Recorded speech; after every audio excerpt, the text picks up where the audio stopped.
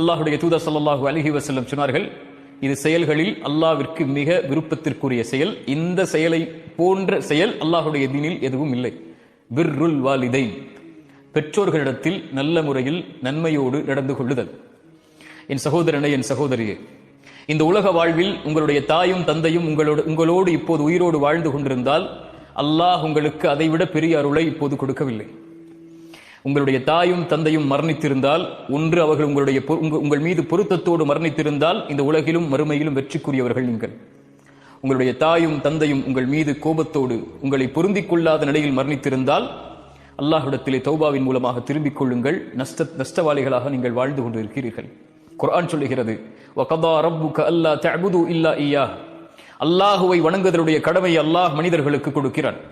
அதற்கு பிறகு வபில் வாலிதைனி இஹ்சானா, பெற்றோர்களிடத்தில் நல்ல முறையில் நடந்து கொள்ள வேண்டும் என்ற கடமையை அல்லாஹ் கொடுக்கிறான். அவர்களில் ஒருவரோ இருவரோ வயதை அடைந்து விட்டால் ஃபலா தகுல் லஹுமா உஃபின், அவர்களை பார்த்து சீ என்று வெறுக்கத்திற்குரிய வார்த்தை கூட பேசாதீர்கள். வலா தன்ஹர்ஹுமா, அவர்களை வெறுக்காதீர்கள், விரட்டாதீர்கள். வகுல் லஹுமா கௌலன் கரீமா, அவர்களிடத்திலே கண்ணியமோடு பேசுங்கள். வஹ்ஃபித் லஹுமா ஜனாஹ ذுல்லி மினர் ரஹ்மா, அவர்களிடத்திலே அருளின் இரக்கத்தின் ரெக்கைகளை தாழ்த்தி கொள்ளுங்கள். இதைவிட பெற்றோர்களிடத்தில் எப்படி நடந்து கொள்ள வேண்டும் என்று குர்ஆன் எப்படி விவரிக்க முடியும்?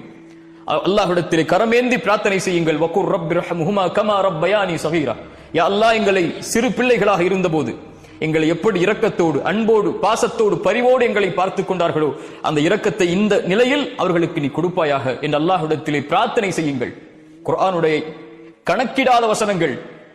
அல்லாஹ் சொல்கிறான், வவஸ்ஸைனல் இன்சான பிவாலிதை, பெற்றோர்களிடத்தில் நல்ல முறையில் நடந்து கொள்ளுங்கள். சிரமத்தின் மேல் சிரமப்பட்ட அந்த தாய் அவனை சுமந்திருக்கிறாள், அவளை சுமந்திருக்கிறாள்.